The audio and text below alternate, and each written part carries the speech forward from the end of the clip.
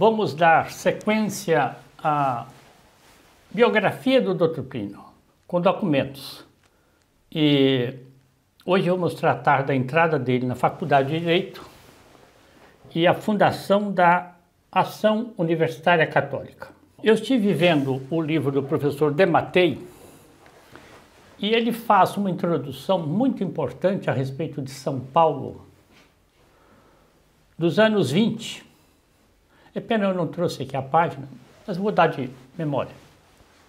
Então, veio para São Paulo um arquiteto russo financiado pelo Roberto Simonsen, que era um grande propulsor aí dessa parte moderna, para, vamos dizer assim, revolucionar a arquitetura de São Paulo. Foi nessa época que foi construído o maior edifício da América, chamado Edifício Martinelli. A época também da Semana de Arte, ficou muito famosa em São Paulo. Também o Le Corbusier e o Niemeyer. Então, isso é muito importante porque aquele impulso para a modernidade, 100 anos atrás que nós estamos falando, né? Fica mais claro a gente entender. Por que é que o Dr. Plínio disse: quando ainda muito jovem, contemplei enlevado as ruínas da cristandade. A elas entreguei meu coração. Voltei as costas ao meu futuro. Esse futuro aí, essa modernidade que estava transformando São Paulo. E fiz daquele passado, carregado de bênçãos, o meu porvir. Então, o contraste é muito... ganha... A frase do Dr. Plínio ganha muita cogência quando a gente vê o que estava acontecendo em São Paulo. Aí está a Faculdade de Direito. Só para recordar. Ele diz: a minha mocidade passou-se na tristeza, na indignação, na resolução de lutar e na alegria, notem bem isso, da esperança de meu futuro. Refugiava-me no meu futuro, na convicção de que a revolução um dia iria cair. E fui conduzindo um estilo de vida em que eu aparecia muito na sociedade, mas ao mesmo tempo mantinha-me muito retraído. É o período, portanto, vamos dizer assim, de 12, 20. Quando ele tinha 20 anos, quando ele conheceu o movimento católico.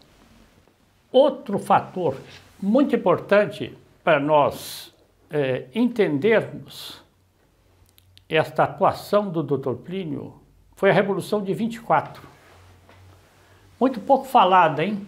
Veja que o ano passado nós comemoramos o centenário da Revolução de 24.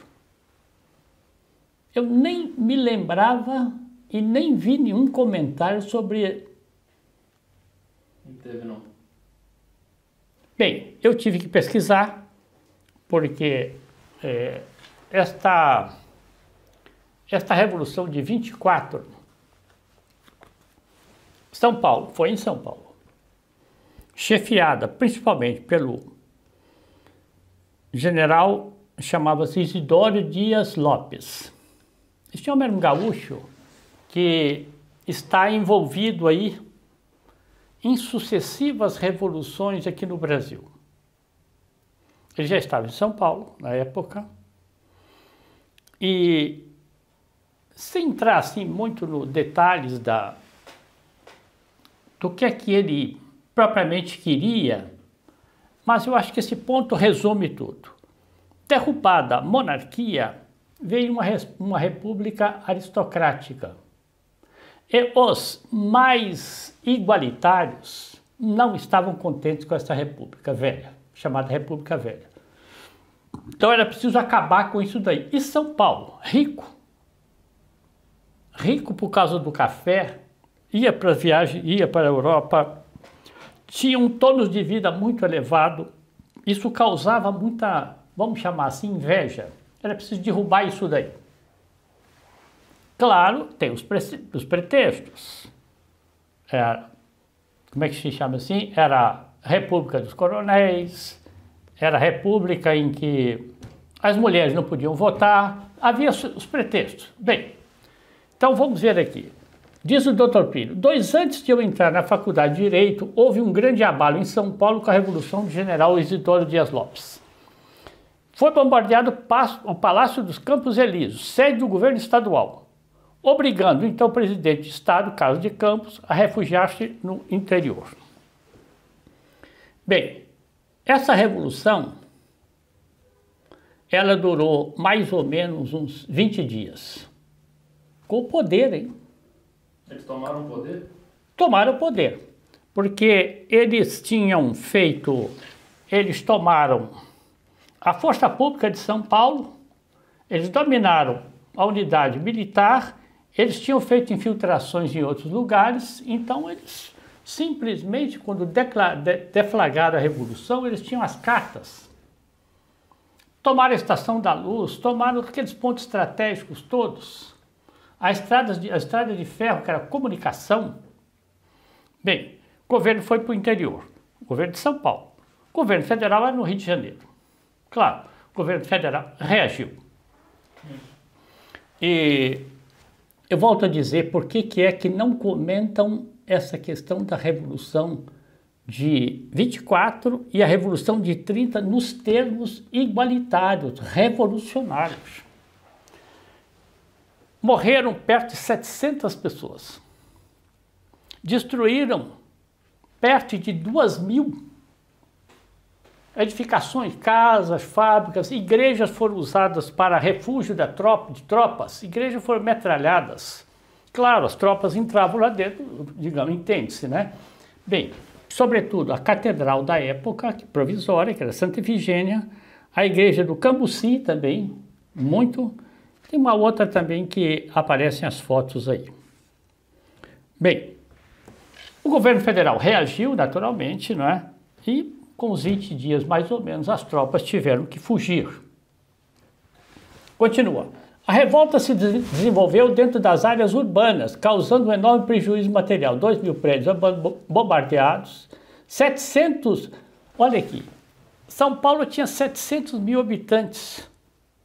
Viram a cidade tomada pelos confrontos. Tem uma notícia do estado de São Paulo, da época. Forças do Exército e da Polícia revoltadas. O que eu disse, tinham sido tomadas, né? O ataque ao Palácio dos Campos Elíseos. Bem, coincidiu que o Dr. Plínio estava em Santos com a família dele. Então, não veio para São Paulo. Por onde foi, dona? Qual seria a diferença, né, dessa revolução para a revolução que Getúlio Vargas conseguiu fazer 6 anos após? Pois é. É um primeiro passo. Aliás, aqui são 3 passos. A Revolução de 24, a Coluna Prestes, que nasceu daqui, e a Revolução de 30. Coluna Prestes já eram comunistas de fato, né? Ele vai tratar aqui. Então, continua o Dr. Plínio. Os rebeldes retiraram-se para Bauru, onde Isidoro Dias Lopes seguiu para Três Lagoas, Mato Grosso, entrando em confronto com as tropas federais ali. Marcharam então ao Foz do Iguaçu, no Paraná, onde se uniram ao chefe comunista Luiz Carlos Prestes. Ele exilou-se na Argentina. Prestes, a partir daí, formou uma coluna de exército em trem. Quer dizer, essa coluna Prestes usou muitos comboios de trem para rodar pelo Brasil, percorreu o Brasil disseminando o que? A Revolução. Continua o Dr. Plínio. Começava dessa maneira a coluna Prestes, que foi o primeiro e arcaico sintoma da Revolução Comunista no Brasil.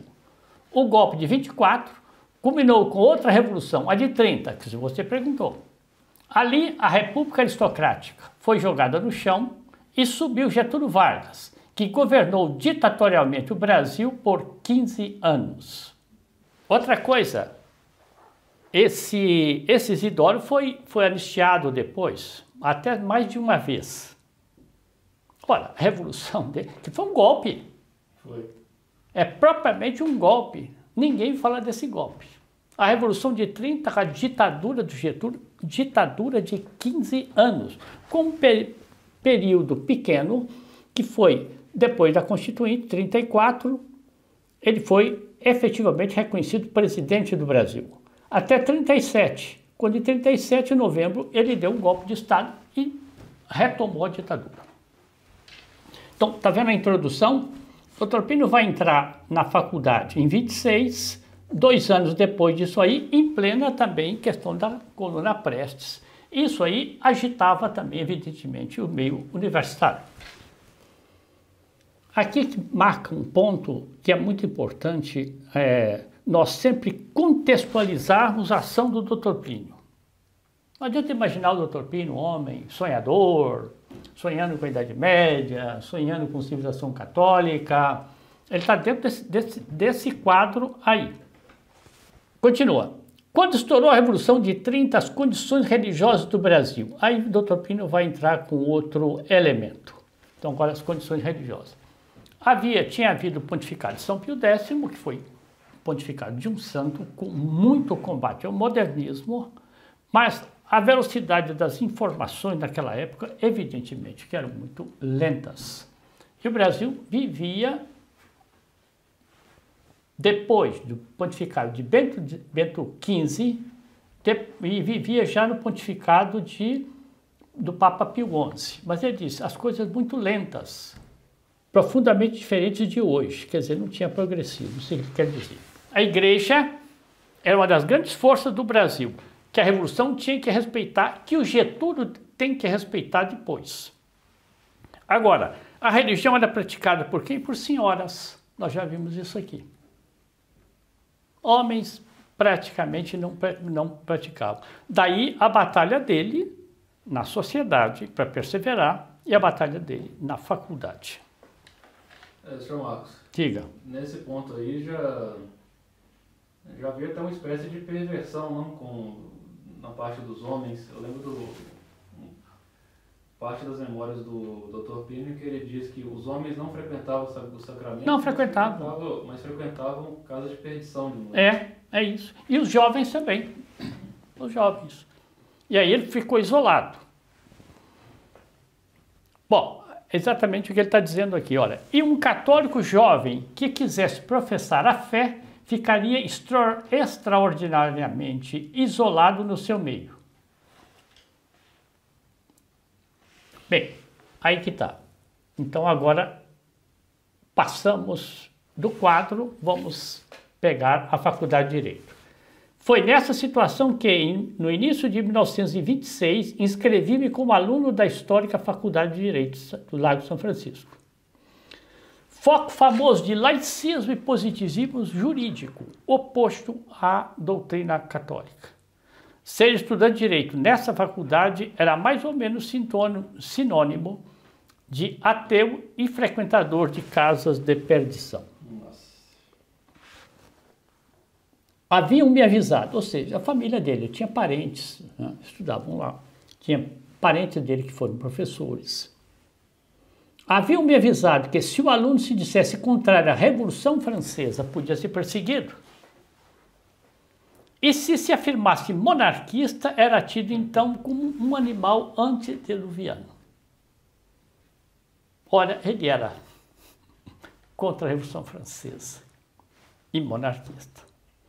Ora, eu era tudo isso ao mesmo tempo e carregava sobre mim o fardo daquilo que os outros odiavam e que eu mais amava. Veja bem, hoje, veja a mudança do quadro midiático, né? A pessoa diz, eu não posso fazer isso aqui, e abre um processo de discriminação. Nem se sonhava isso aqui, Dr. Plínio foi totalmente discriminado. Qualquer jovem que praticasse a religião era discriminado, totalmente discriminado, mas não podia. Nessa época ele já era congregado? Ele tinha passado um período de congregado no Colégio São Luís. Ele saiu do Colégio São Luís, porque ele está falando aqui 26, deve ter terminado em 25. A partir daí ele já não era congregado, ele vai se tornar congregado depois do Congresso da Mocidade Católica em 1928. Então, não era. Mas já frequentava, né, o meio católico? Frequentava, praticava a religião ostensivamente. Mas, como ele está dizendo aqui, ao mesmo tempo, eu marcava minha presença na sociedade e me resguardava para manter. Ele vai descrever aqui a situação dele quando vai se inscrever na faculdade de Direito. O que se passou com ele? Olha aí. Renovei o propósito de manter-me puro e católico militante até o fim do curso da Faculdade de Direito. E aparecendo oportunidade, virar essa situação de pernas para o ar dentro da faculdade. Ou seja, ele sozinho não podia, mas se aparecessem as circunstâncias, ele ia fazer uma contra-revolução dentro da faculdade. Olha aqui o depoimento dele. Eu me lembro que quando fui me matricular, tive tal medo da luta que na fila para apresentar o requerimento, portanto, né, de matrícula, né? Sentia o meu coração bater na garganta pelo receio de que essa luta pudesse não ser bem sucedida. Você vê pessoas que falam que o coração começa a bater tanto que a pessoa tem a impressão que o coração está subindo, aqui a pulsação vem para cá. É isso que ele está dizendo. Olha que o Dr. Plínio era um homem calmo, hein? Calma até demais, como ele dizia, né? Mas é isso. O Dr. Plínio era um homem de medir as coisas, né? Ele media o que vai acontecer. Claro, rezando, mas sabia que a luta ia ser muito grande. Bem, aqui é muito interessante também para compor o quadro. Muito interessante.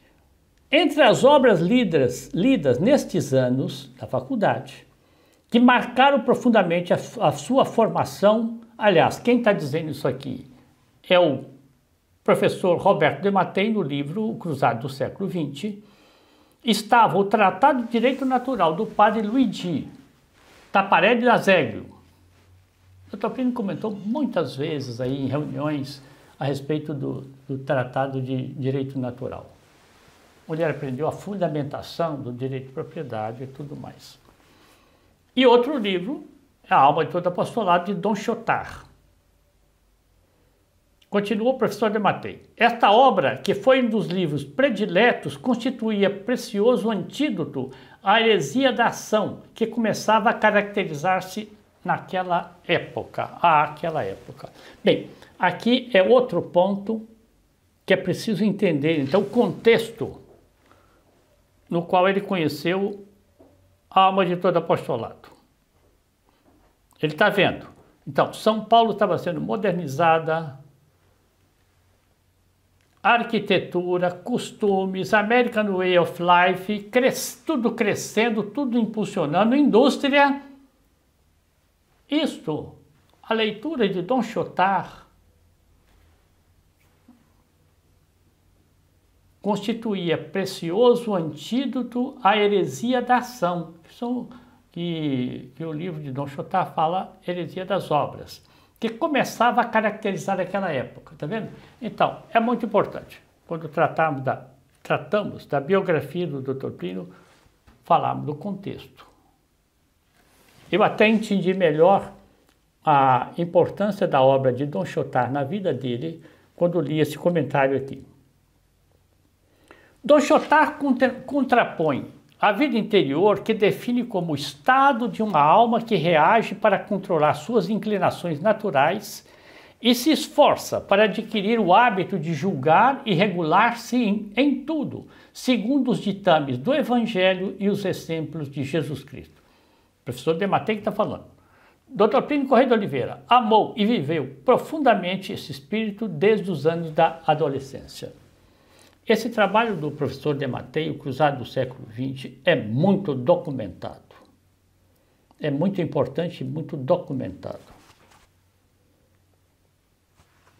Continua. Mesmo dedicando-se muito jovem à ação e ao apostolado público, nunca se esqueceu de procurar a vida interior por meio de um exercício assíduo e constante das faculdades de alma. Quer dizer, controle. Inteligência ilumina a vontade e dirige, orienta a sensibilidade. Tudo isso governado pela fé.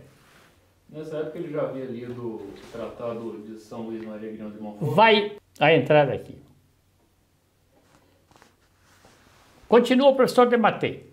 O ideal da restauração da civilização cristã apontado por São Pio X, lembra-se do lema de São Pio X, né? Instaurare omnia in Cristo, instaurar todas as coisas em Jesus Cristo. E Dr. Plínio cita no livro Revolução e Contra-Revolução esse trecho, um trecho de São Pio X. A civilização católica não está para ser inventada, ela existiu, ela precisa ser restaurada. Bem, então, apontado por São Pio X, esse ideal parecia longínquo perante o panorama confuso dos anos 20, que viu o nascimento e a difusão do comunismo na Rússia em 17. Aqui, por isso que entrou aqui a Revolução de 24, a Revolução depois de 30, a Coluna Prestes, né? O fascismo na Itália e a afirmação de uma American Way of Life, oposta ao regime tradicional católico latino do Brasil. Mas no coração do jovem estudante brasileiro, afirma o professor Dematei, ao longo desses anos formara-se a consciência de uma vocação. Então, está muito bem expresso. Como é que o Dr. Plínio definiu sua vocação? E como é que podem certas pessoas por aí afirmarem que o Dr. Plínio queria uma ordem religiosa? Onde é que está o fundamento disso? Perfeitamente. Aonde está o fundamento? Aliás, estava pensando ontem, não é? Quando ele fala: quando ainda muito jovem, contemplei enlevado as ruínas da cristandade. A elas entreguei meu coração e fiz daquele passado carregado de bênçãos o meu porvir. Ele não fala que fez o porvir dele lendo a obra de São Francisco de Assis, nem a de Santo Inácio de Loyola. O porvir dele era a restauração da civilização católica.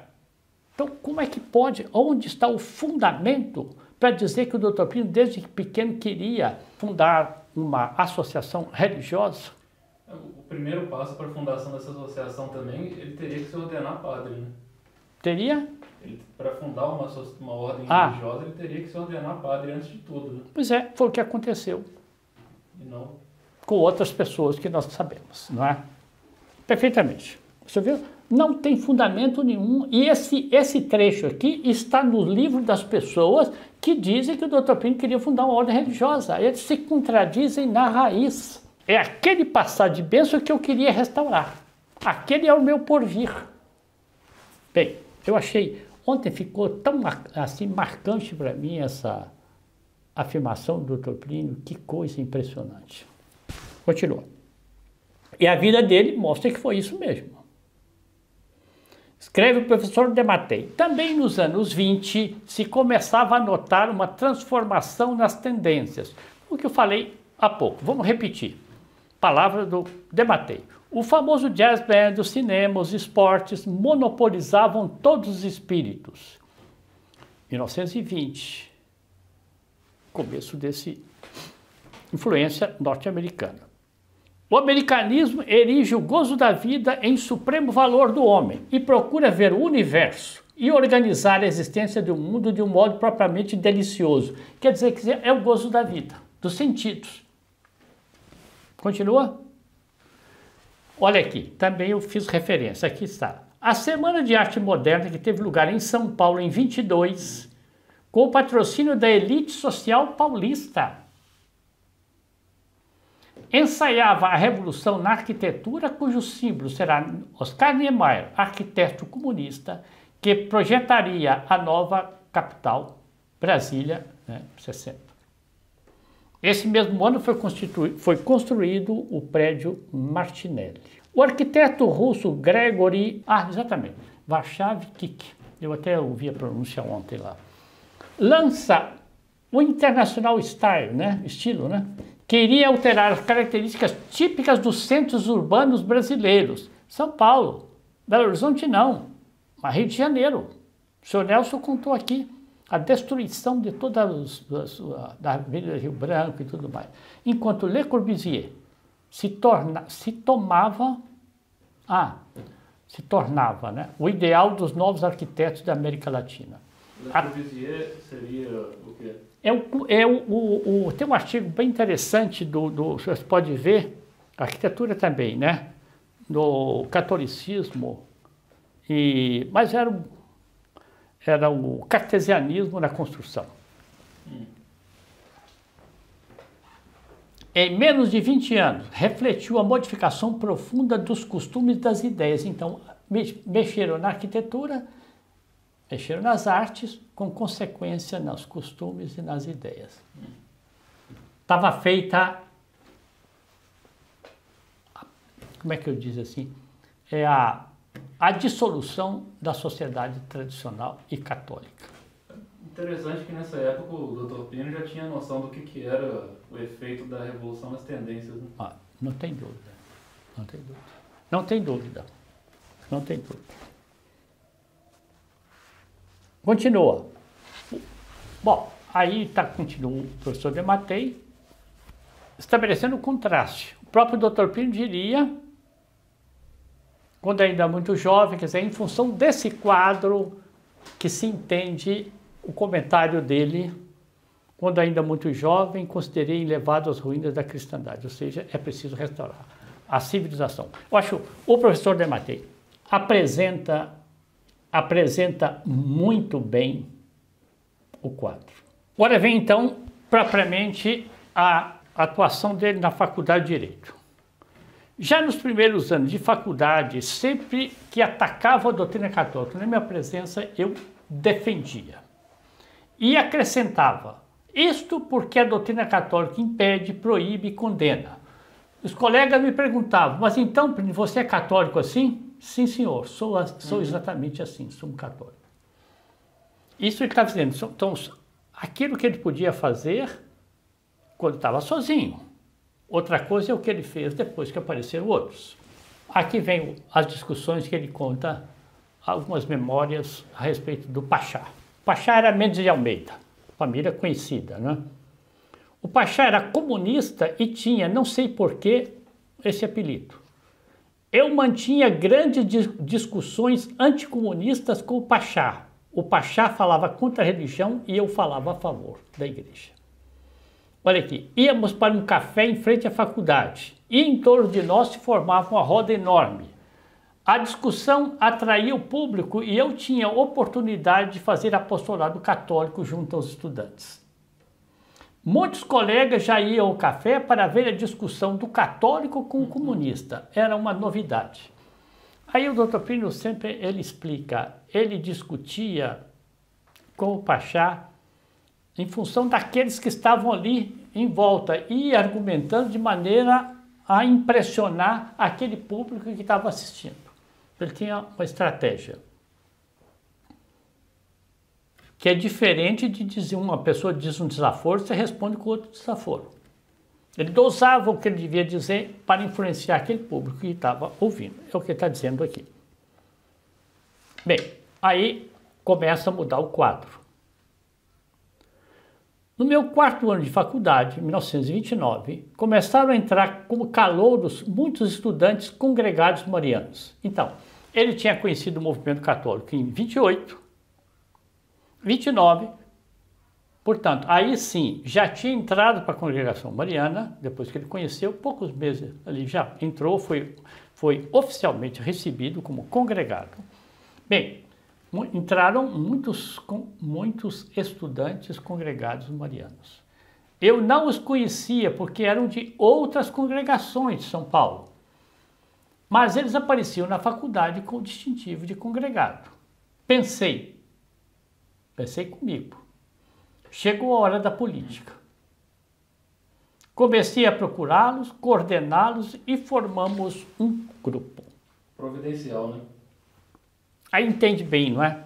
Então, ele, em 28 de setembro, né? Quando viu aquela faixa, como nós vimos na reunião passada, Congresso da Mocidade Católica, disse, então, tem uma mocidade católica? Eu não conhecia, porque ele não tinha esse contato, a sociedade de São Paulo não tinha esse contato muito íntimo com o operariado e também a classe média, né? Bem, chegou a hora de procurá-los coordená-los e formamos um grupo. O desconcerto dos revolucionários na faculdade, vendo que eu tinha seguidores, foi uma coisa sem nome. Aí começou a minha contraofensiva. Veja a estratégia dele. Criei o hábito de me encontrar com os congregados durante os intervalos das aulas. Conversar com eles. Olha aqui, presença volumosa, portanto, vários, né? Voz ainda mais volumosa do que a presença. Quer dizer, discutiam, conversavam alto para as pessoas ouvirem, para provocar. Na laica Faculdade de Direito, um colega passar pelo claustro, porque ali era um prédio religioso, né? Antes de ser faculdade. Eu ouvi a pergunta, mas então a novena lá na sua igreja, que dia que é? Perguntava isso para... Agora vem aqui, o Dr. Plínio diz, o erro dos adversários. Os adversários cometeram o erro de se aproximarem da nossa roda e fazer cara de riso, deboche. Quando começavam a fazer cara de riso, eu aumentava o tom de voz e conduzia a conversa para o terreno da doutrina. Diziam, diga lá, Plínio, você acha então que tal coisa é assim? Eu dizia, é claro que é. E com voz alta. A discussão atraía público, fazia roda, e na roda ficava implantado o estandarte de Nossa Senhora, isto em plena Faculdade de Direito. Isso produziu uma mudança no ambiente. Então, deixa eu ver, gente. O Dr. Plínio tinha um plano. Quando entraram esses congregados marianos, ele viu que é possível articulá-los, realmente os articula com um plano. Vamos fazer um barulho, vamos fazer marcar a nossa presença aqui para atrair outros. Vamos ver depois quantas pessoas passaram a pertencer esse Ação Universitária Católica. Sr. Marcos. Diga. Nesse tempo, alguns dos nomes que mais tarde formariam os provectos da TFP já estavam dentro dessa roda de colegas do Dr. Plínio? Não, aquilo que hoje se chama aí os provectos se aproximaram em 49. Então nenhum desses rapazes que chegaram a pertencer à TFP, não? Não. Aí que tá a coisa. Ele dá o nome aqui dos estudantes e eu não vi o nome de ninguém conhecido. Porque aí nós temos que distinguir, foi até bom você perguntar, temos que distinguir entre a ação dele na faculdade e a ação dele na Congregação Mariana de Santa Cecília. Na Congregação Mariana de Santa Cecília já tinha os amigos que formaram esse núcleo inicial. Mas não quer dizer que eles eram... da faculdade. Tá até bem lembrado e bem observado. Continua. AUC, Ação Universitária Católica. Depois de formarmos esse pequeno grupo de amigos, propus a eles que lançássemos um jornal chamado AUC, Ação Universitária Católica. Seria uma publicação de luta a favor da igreja dentro da faculdade. Meus amigos ficaram desde logo muito entusiasmados com a ideia. Tive então uma alegria e satisfação enormes com isso aí. Bom, porque se tratava de ação universitária católica, precisa de aprovação da igreja. Você não pode usar. Então, com a aprovação do diretor da minha congregação mariana, Monsenhor Paulo Pedrosa, formamos uma organização com o mesmo nome chamada Ação Universitária Católica, AUC. Resolvemos distribuir o AUC na faculdade. Era um jornalzinho sustentando ideias católicas desde a primeira letra até a última. Como a faculdade de Direito era um antro de ateísmo, os meus companheiros ficaram inicialmente com receio de distribuir o jornal. Eu então combinei com eles, é a estratégia do Dr. Plínio. Vamos ver agora. vamos fazer o seguinte, a faculdade tem várias portas. Vocês ficam em tal e tal porta, secundárias, e eu fico na porta principal. Pela porta principal passavam os filhos da alta burguesia esquerdista, quase todos meus conhecidos, alguns meus parentes e outros mais ou menos amigos. Então essa é a porta principal na qual ele ficou com o maço de jornal. Está aí uma foto do Alcê. Nós não vamos ver hoje, outra ocasião, quem sabe podemos ver um pouco as ideias que o Alcê defendia nesse seu lançamento. Se eram muito diferentes da contra-revolução, da ideia de revolução e contra-revolução, se eram muito diferentes da ideia da restauração da civilização católica, ou quem sabe, se eram muito parecidos com a ordem religiosa que alguns aí dizem que o Dr. Plínio queria fundar. Continua. Peguei um maço de jornal, pus embaixo do braço e coloquei-me nessa porta principal. Começaram então a chegar os automóveis trazendo alunos, a maior parte automóveis ricos. Para você entender, os automóveis daquela época, primeiro, muito poucos. As pessoas ricas que tinham automóvel. Então, automóveis ricos. Quando o colega descia do automóvel, eu me apresentava e dizia, olha aqui, um jornal da Organização dos Jovens Católicos da Faculdade. Eu falava isso com cara séria. Cara séria não é carranca, não. Nem mau humor. Mas de modo amável, sem provocação. Continua. Confesso que eu senti o coração bater na garganta de novo. Mesma expressão que ele usou lá embaixo atrás, né? Porque o perigo era que eles fizessem debique.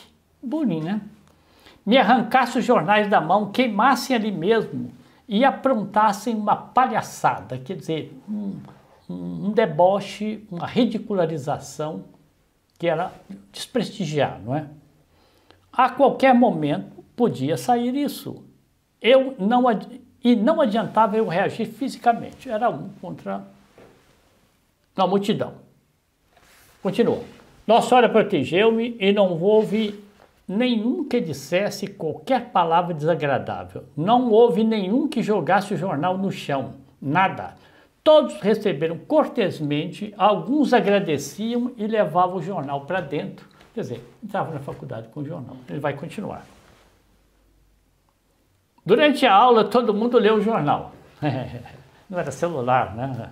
Era outro esquema, né? Terminada a aula, né? Bateu o sino, todas as portas da sala se abriram, os alunos se encontraram no pátio.